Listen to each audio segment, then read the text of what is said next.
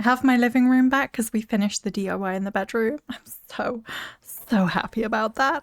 Hi, welcome back to Witchin with Faith, and this week we're going to be discussing the elements within witchcraft. Any practitioner is probably going to utilize any of the elements at some point in their practice, and we use them for loads of different things, and we're just going to cover a little bit of that today because they are, like, I would say, some significant pillars in a lot of workings. So the four basic elements, or the four main elements that we use a lot today, just in general, not just in like witchcraft and magic, earth, air, fire and water, were initially sort of theorized way back in 5th century BCE by someone called, I'm going to say this wrong, and give me a second, Empedocles. I hope I've said that right. I tried really hard. So Empedocles theorized that there are 4 states that make up all source of life, right? And that is earth, air, fire and water, and the things that kind of go into that. And from that theory, the current scientific states were born, essentially. So solid, liquid, gas, and energy or plasma. If you do want to learn about more of sort of the history of a lot of witchcraft and where little elements of it come from, I really recommend this book. I have been loving it recently.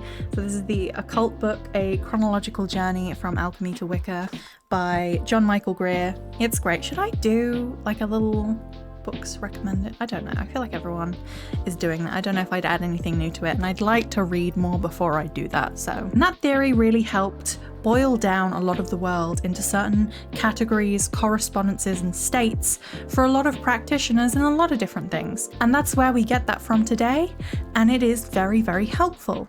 When thinking of the elements, and there is a 5th element for those that practice with that being spirit, that is a slightly different kind of conversation. If you think in terms of the main 4 elements and the characteristics that they have, that can help with guiding what you might call those elements for, or what you might use them for. So through time, they've kind of been thought of with hot or cold and wet or dry energies to them. So for example, water is cold and wet, whereas the earth is cold and dry, fire being hot and dry, and air being hot and wet is the theory behind that. But essentially, these states, these elements, make up the building blocks of the world around us.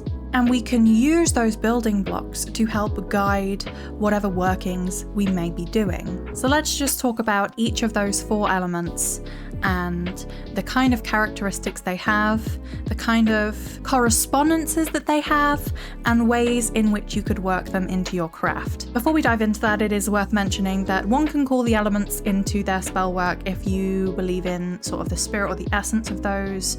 Asking them to lend that specific energy to any working is and can be quite beneficial. And in fact, if you've ever made a circle or drawn in the quarters or anything like that, then you would know that calling in those energies can be quite powerful, quite energetic, protective even, in calling in those guardians. And such, building a relationship with those energies can also be very helpful in whatever way makes sense for you as well. You could whisper into the wind some kind words or words of affirmation. You could honey some water.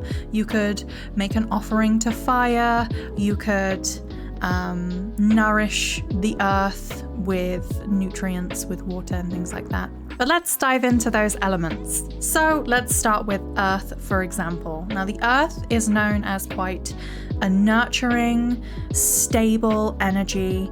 And if you have done any work with tarot at all, you'll know that all of these elements correspond with a suit in the tarot. So for example, the earth suit is pentacles. And so the earth is linked with material things, with our bodies, with financial matters, the world itself, and as well as things like birth, death and rebirth. It's powerful for grounding and security and protection.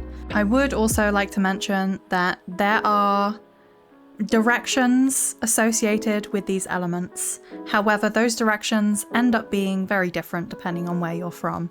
So whatever works for you in your tradition or your personal craft, you just go with what you want to go with. What I learn in the UK is going to be different to what someone might learn in the States or in Australia or wherever it may be.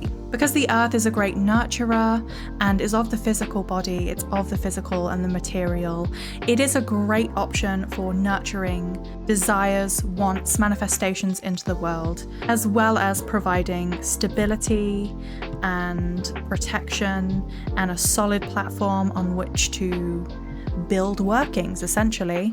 Let's take, for example, a money bowl. I made one recently, and it is full of very earthly things. There's cinnamon, there's basil in there, and I put in the little sticks of my basil plant in there as well to kind of promote a stable growth. There's salt and rice in there as well, and it's a great point to put in crystals and shiny rocks. So I have citrine, I have pyrite in there, and all of that earth energy that I'm working with and I'm putting into it is going to help nurture that money bowl. Now I am combining it with regularly lighting a candle in there for kind of activation. And that brings us to the fire element. Fire is the element or the state of energy. It is passion, it is will, it is drive and desire. And that is true of the wand suit in the tarot as well. It is great for activation, for manifestation, for power and for passion and for energy. If you are looking to activate something or even add energy to a working, fire and sort of candle magic is a great way of working with that. Fire is a purifier as well as an activator and a passionate thing, and you'll often see candle magic that reflects that. For example, cord cutting spells are very good at purifying and burning that bridge, as it were, versus a love spell that's going to bring two people together, and you tie those candles together and you let those wicks burn together. That's really going to ignite passion and attraction as well. Using fire within your workings is an excellent way to lend energy and power and speed a lot of times to whatever it is that you're doing. Using the fire, we get to activate sigils or activate the components of something like a simmer pot, where you're using that fire energy to bring those things together and lend aid with the energy to really bubble that water up, which brings us to the water element. So water is a beautiful element that is used for cleansing, it is used for healing, it is used for intuition and psychic ability. It can have a very calming and soothing energy, whilst at the same time having quite a stormy or turbulent energy, depending on what you're going for. Water, of course, is associated with the cup suit of the tarot and is associated with intuition and emotions and divinity, as well as the subconscious. Within your practice, I think water is a very good divinity tool, and you can use it for scrying. You can use it to make those simmer pots and create a cleansing and soothing atmosphere. You can use it to apply to yourself. You can infuse it with so much as well. It's quite a versatile one, I think. So infuse it with energy of the moon, as people do with moon water, or add herbs and oils and whatever you want really to it. Apply it to your skin, making sure that you are being careful there, that whatever you've put in it isn't going to hurt you. Run a bath and fill that and sit in that soothing, infused water, that liquid that is going to help soak into you and work on that internal. It's also used in other divinatory practices as well. So there's the method of checking if any baneful work has been done against you with the 2 matches in the pool of water. There's reading tea leaves as well as drinking those teas and consuming those infusions if they are safe. I can't stress this enough. Please make sure whatever you're intaking or applying to yourself is safe. It's very important. Stay safe. Who doesn't feel better after a nice infused bath, you know? Finally, let's move on to the element of air.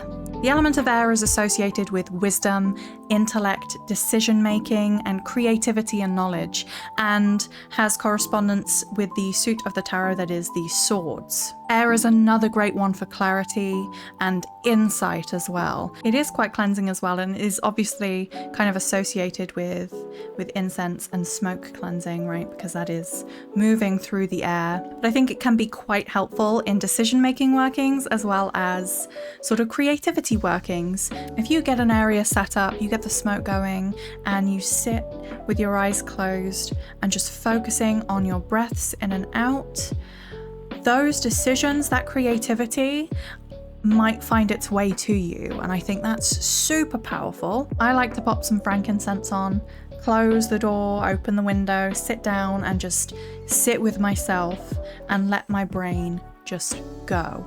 And a bunch of stuff is going to fall to the background, but new things are going to come up and bring new insight and new ideas to me, and that's what air can be helpful for. If you are looking for clarity, for example, on a decision or an idea or something that you're wanting to run with, or maybe just clarity in general, light a bit of incense or blow out a candle, and the smoke that lifts, envision the fog in your mind lifting along with it, going out whatever window it's going or dissipating.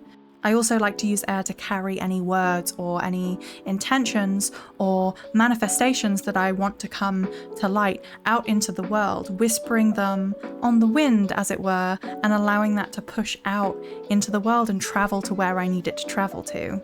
More often than not, in your practice, you're going to end up mix and matching and using a couple of them in some workings and a couple of them in other workings, and having a better relationship with them, I think, again, can help with feeling those little energies and the energy of those things, the spirits or the essences of earth, air, fire, and water, but might additionally help make your practice and your workings that much stronger or that much more meaningful to you. I know I sing the praises of this book every time we have one of these, but if you do want to learn more about the elements, the elemental building blocks, and ways in which you could connect with them, as well as the fifth element of spirit, I really, honestly, high praise recommend Psychic Witch by Matt Oren. But that's it for the basics of the elements today. I would love to know what you do. Do you work with an element in particular more than the others? Do you like to mix and match? Witchcraft is very personal, and it's going to be down to what works for you. And I would love to know what works for you, because this is the best way for us to learn, right?